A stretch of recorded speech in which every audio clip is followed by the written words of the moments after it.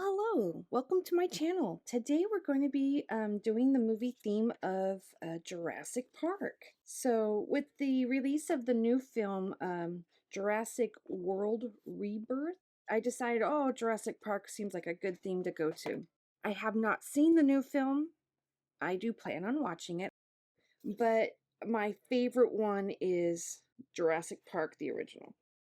And that came out in 1993. I loved the original. It was one of my favorite movies for the longest time. It is my favorite of the franchise.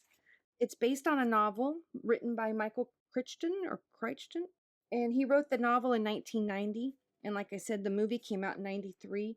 And the CGI, or the computer generated imagery, it's considered to have paved the way for modern CGI used in movies today. I mean, it was just so remarkable. It made you feel like the dinosaurs could actually be real. It was just amazing. Now, I recently watched it. We had like a little mini Jurassic Park marathon. We watched several of the originals. It didn't seem to have the same special effects that I remember, but I really liked it. I don't know if just because we're used to different special effects or what, but it's still my favorite. So if you've seen the Jurassic Park movies, which one is your favorite? Let's see, the first one came out in 93. The second one, called The Lost World Jurassic Park, came out in 97. Then we have Jurassic Park 3, which came out in 2001. We have Jurassic World, which was the reboot in 2015. And then Jurassic World The Fallen Kingdom in 2018. And Jurassic World Dominion, which came out in 2022. And then July, just this month, Jurassic World Rebirth came out, which is July 2025. Let's start with the movie poster. I always like having the movie posters on here. Now, I don't know if this is an original movie poster, but I do know that this is what the case looked like when we got the DVD, or the VHS, I mean. Now, the premise for the first movie is they were able to clone dinosaurs using mosquito DNA. And it's from mosquitoes who lived during the same time as the dinosaurs. They are able to extract it, and then they were able to clone the dinosaurs, and they put them on this island, and they're going to create this theme park to where people can come and visit it. I'm not sure if they're moving it or what, but in the beginning there's an accident and one of the dinosaur handlers is killed. So they're trying to figure out, the investors want to know, is this going to be safe? Do we need to reconsider this? So they send some experts to the island to just see, is this going to be safe? And so that's where we are with this movie at this time. So you've got several characters, and you've got Alan Grant, who's a paleontologist. He's one of the experts that's taken to the island. And also Ellie Sattler, she's a paleobotanist. And then the lawyer that's representing the investors, he picks Ian Malcolm, who's a mathematician and chaos theorist. So these are the ones that are coming to see if this park is safe for visitors. But they don't really realize what they're coming for. It's kind of a surprise for them. I remember when I saw these gates, um, there's an old movie. I think, I'm not sure if it was in the 70s or 80s, but there was an old movie with King Kong, and this gates reminded me of King Kong. And they even mentioned that in the movie. What do they have behind those gates? King Kong? That was the first time I really even saw the Ford Explorers at that time. So they were kind of really cool. And after the movie, the Ford Explorer became a best-selling SUV in the United States. I mean, who didn't want one after seeing it in Jurassic Park? There was also the gas-powered Jeeps that they had too, that they could get around. This isn't in the movie for very long because there's a horrible accident with a T-Rex. What happens is, after they get there and they're taking their tour, the power goes out. Well, it's turned off by an individual.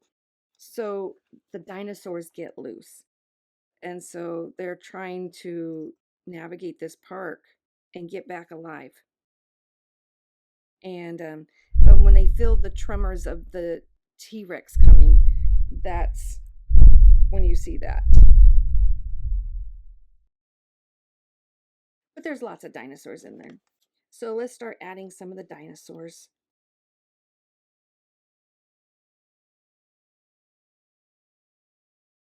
one of my favorite scenes is the kitchen scene when the dinosaurs get inside. I remember that really did scare me a little bit. You know, being chased by a dinosaur, I don't think would be fun in any situation. Let's see, where do we want this? Dr. Ian Malcolm, he says, God creates dinosaurs, God destroys dinosaurs, God creates man, man destroys God, man creates dinosaurs. And then Dr. Sattler says, dinosaurs eat man, woman inherits the earth. I thought that was a funny quote. It was one of my favorite lines. And then when they started having all these problems, John Hammond, the owner and CEO of it, he says all major theme parks have delays. When they opened Disneyland in 1956, nothing worked. And Dr. Malcolm says, yeah, but John, if the Pirates of the Caribbean breaks down, the pirates don't eat tourists. So I thought that was good too. Now there's a chase scene with the dinosaur. Side mirror says objects closer than they appear.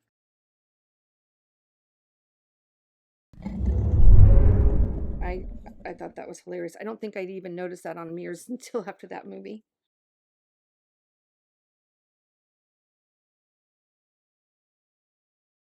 When dinosaurs rule the earth, this is the banner that's inside the visitor center when they get there. Let's add some colored boxes just to add a little bit of life to it. I've got a lot of open space still, so this is good.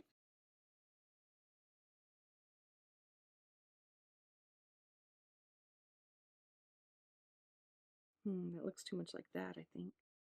Let's put it here.